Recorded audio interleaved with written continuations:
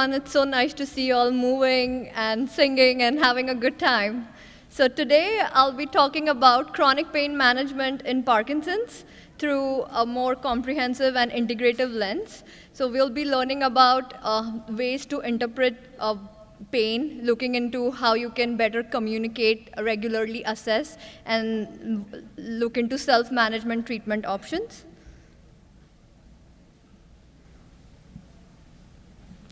So we'll start with understanding the prevalence of pain in Parkinson's, differentiating Parkinson-specific pain from non-Parkinson-specific pain, understanding the common pain presentation, and learning about self-management and integrative care approach.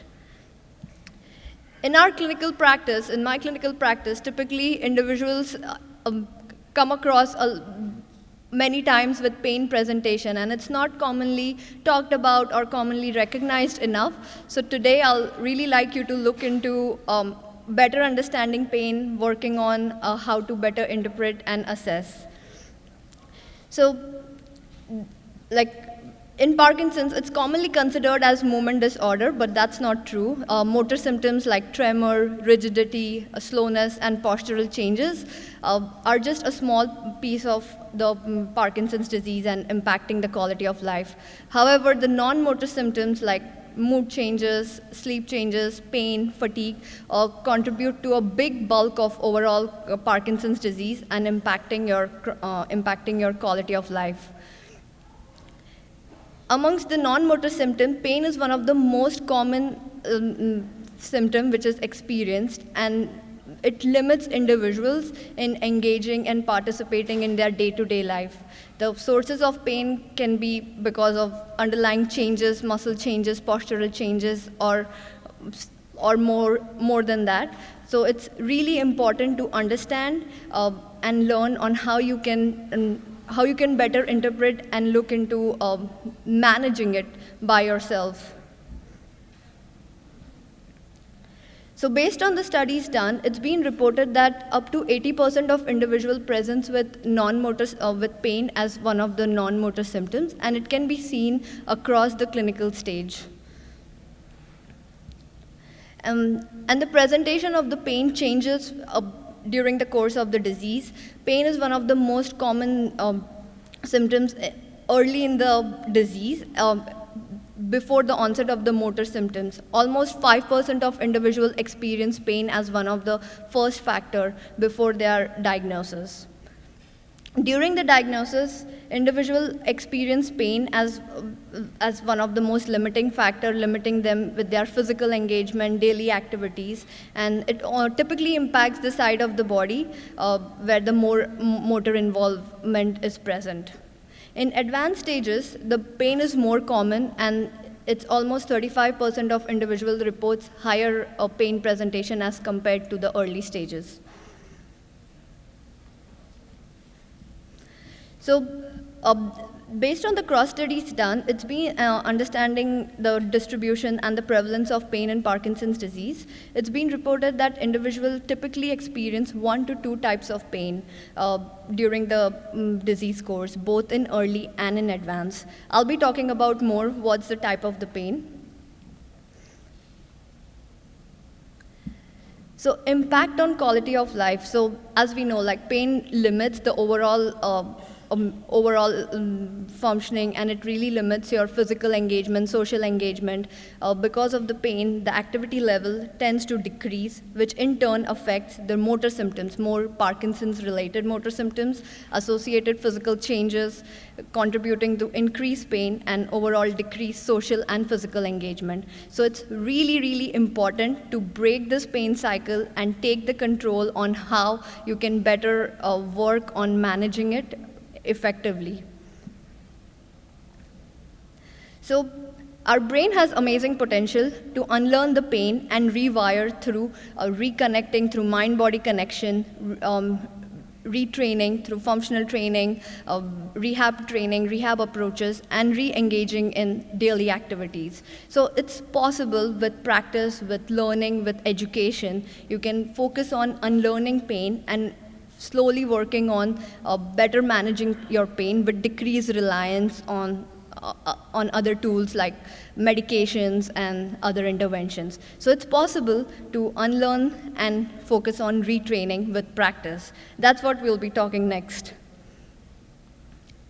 So looking at the management piece, in order for the effective management, we need to look at the entire spectrum, right from the passive to the active approaches. We need to focus on combining passive and active approaches together and making it more personalized and comprehensive based on individuals' need, individuals' experience in order to have the successful treatment and effect on individuals' life. It's important to understand that passive approaches are more when there is limited involvement from the individual and when there is more involvement from an individual's like education, learning, retraining, it's more of an active approach. So it's equally important to combine both and make it more personalized and comprehensive. Active approaches are seen to be more effective than the passive intervention, so it really needs to be included in care with time.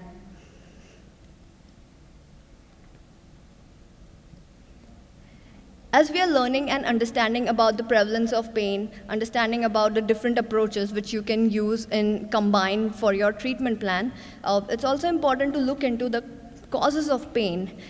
Pain is very complex and multifactorial. It can be caused because of multiple reasons, underlying changes, underlying health-related changes, your mood changes, your social changes. So there's multiple factors contributing to pain in general.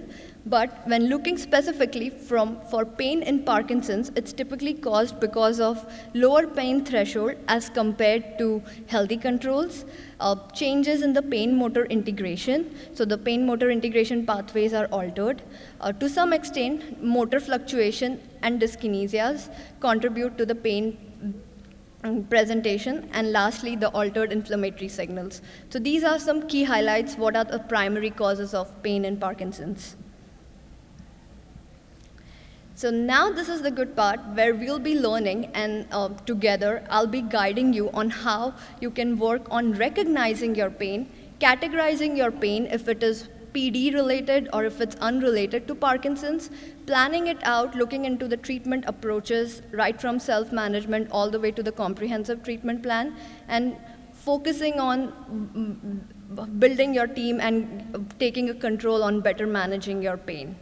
So let's get this started. So the first thing, pain is typically considered as related to some injury, but that's not true. Pain is as an overall experience, and it can be associated with or resembling that associated with actual or potential tissue damage. So it's important to understand it's not just related to underlying injury, but it has more to it. It's an experience created because of the change in the sensory system, change in the motor system, and overall emotion and affect associated with it. It's important to recognize pain, also differentiating pain if it's acute. Acute is typically short-lasting and it typically resolves with time. Chronic is more long-lasting, more than 3 to 6 months, and it limits and slows down your physical engagement. And typically there is minimal relief from the interventions, from the modalities which you use as compared to acute pain. So the next step in the process is categorizing your pain. So categorizing the pain if it's PD related pain or if it's PD unrelated pain. PD related pain is when, looking into the classification system, I'd like you to answer this together. Has your pain started or become more severe since the onset of Parkinson's symptoms? Is your pain fluctuating with motor symptoms like rigidity, tremors, or slowness of movement? Is your pain associated with excessive or abnormal movements? And lastly, does your pain improve when taking pain medication, Parkinson's medication? So if you answer yes to any of these questions, it is more related to Parkinson's related pain.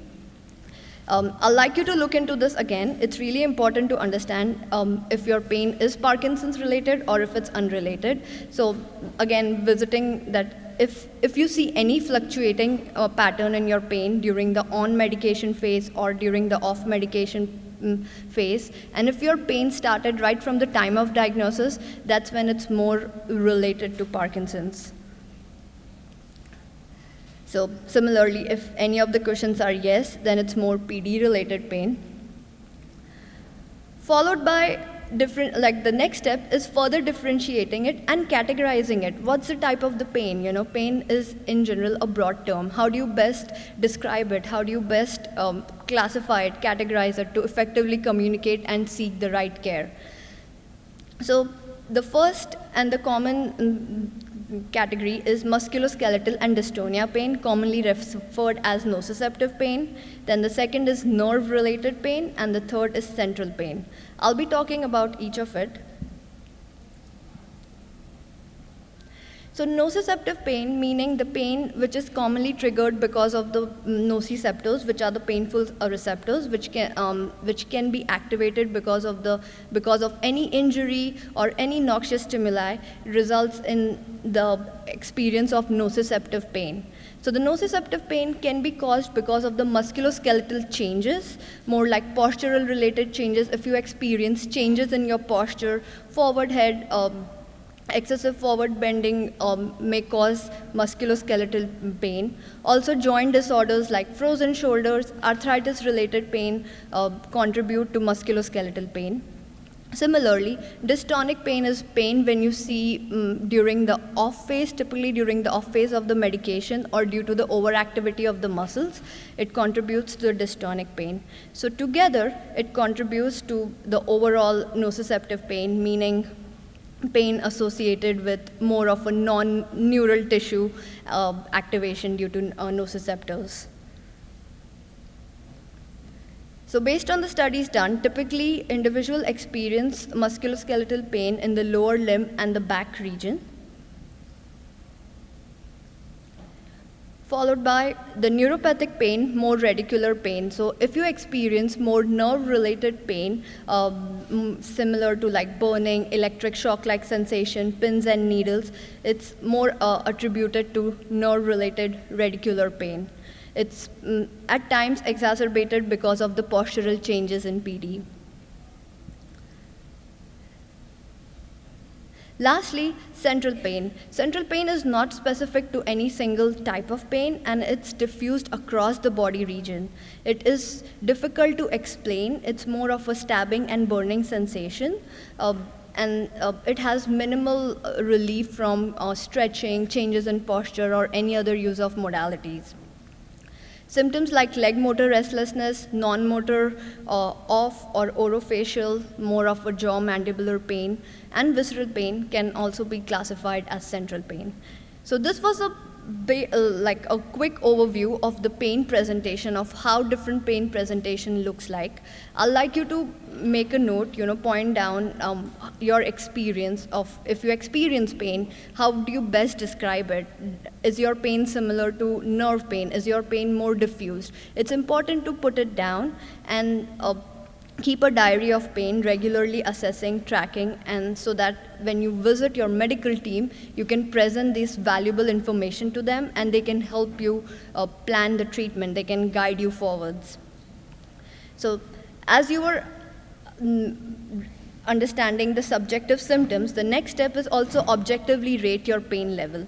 You can do it in 3 different components. So first is intensity, rating your intensity on a scale of 0 to 10. How's your pain level? Is it 0 meaning no pain, 10 is extreme, followed by frequency. What's the frequency of your pain?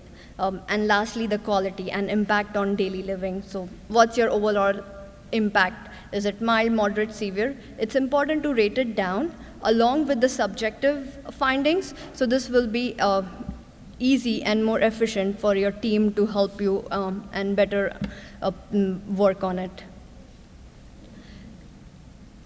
There was a similar study done looking at the prevalence and the distribution of chronic pain in PD and the across the different types of pain.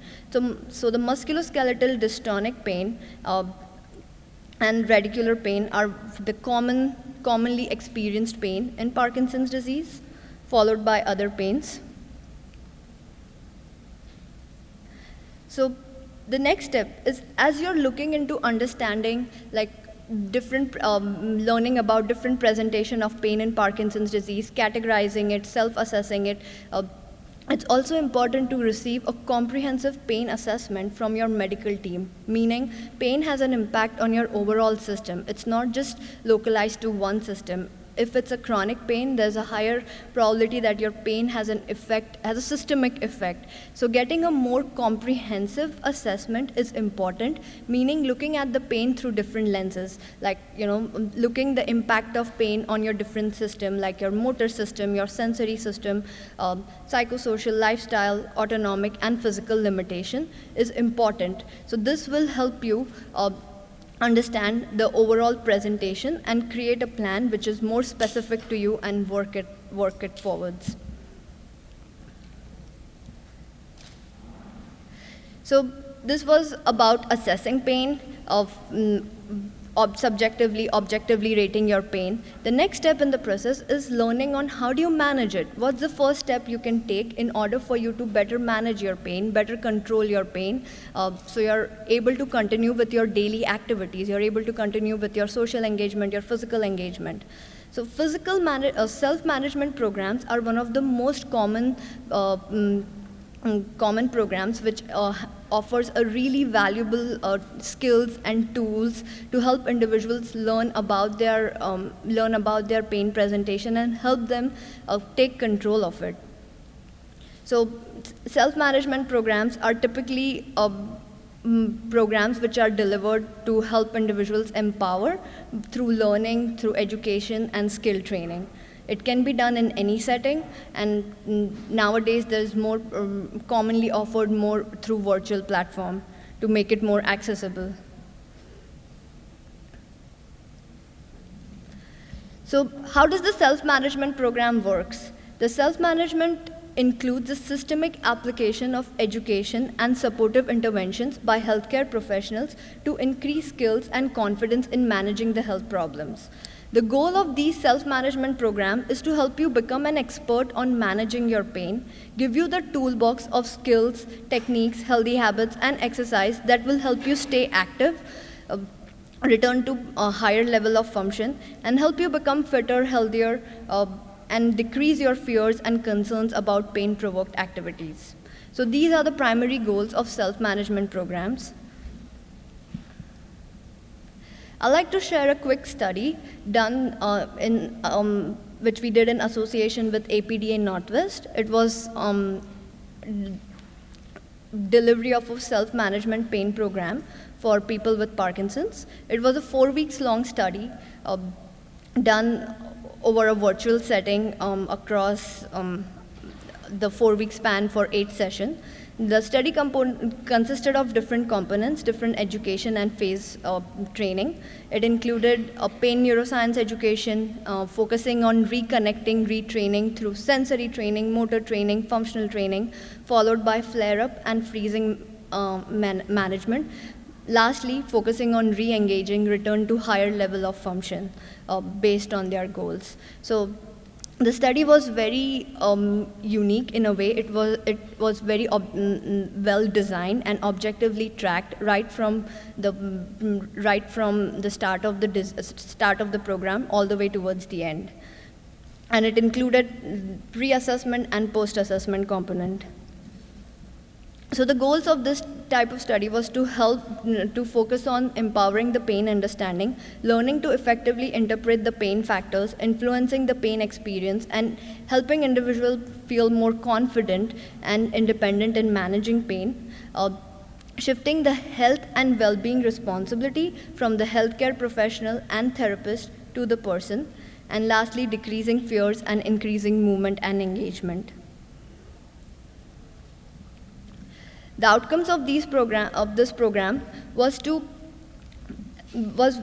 overall the program is beneficial for people with PD, helping them improve their confidence and skills in self-managing their pain and decreasing reliance on medical and surgical interventions while promoting healthy lifestyle.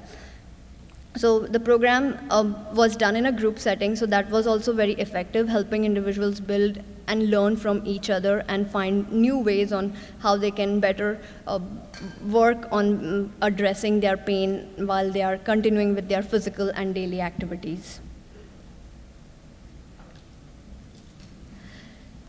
So as we are learning, understanding about different components of pain, how pain in Parkinson's is different, and what are the specification of pain presentation, I'd like you to focus on tracking your pain, both subjectively, objectively, especially prior to your visit to the doctor.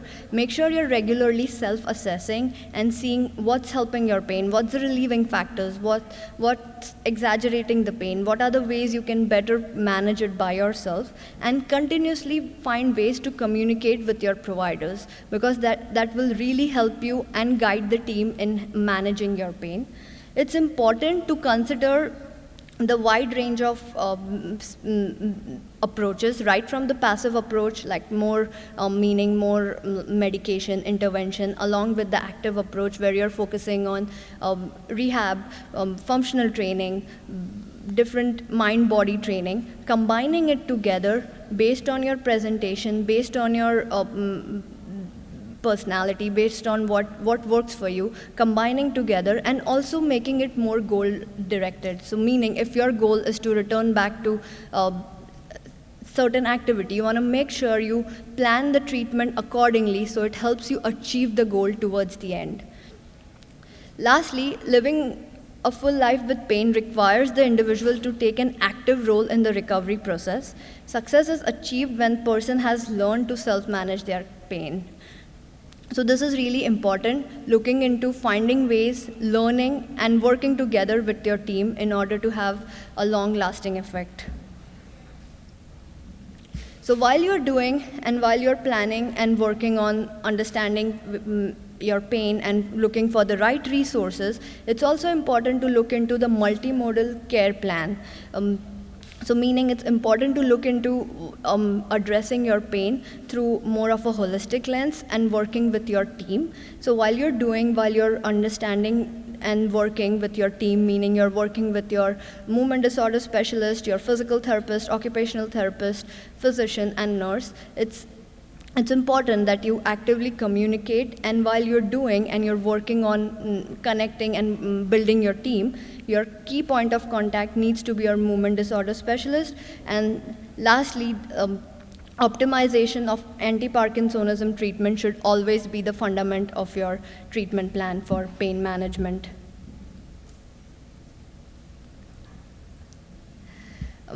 So our brain has the amazing capacity to change and heal with the right tools and guidance, and we can rewire our neural pathways and transfer our experience of pain. It's always thought like pain can only be treated, through medication or through some other interventions, but there is a lot of potential for brain to unlearn the pain and rewire through constant training, training, education, and practice.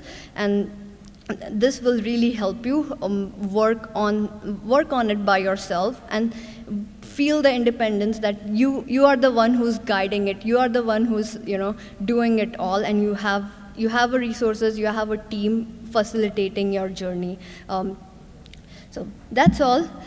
Thank you for joining me for this talk. Thank you Neuro Expo and sponsors for inviting me, and thank you for having me today.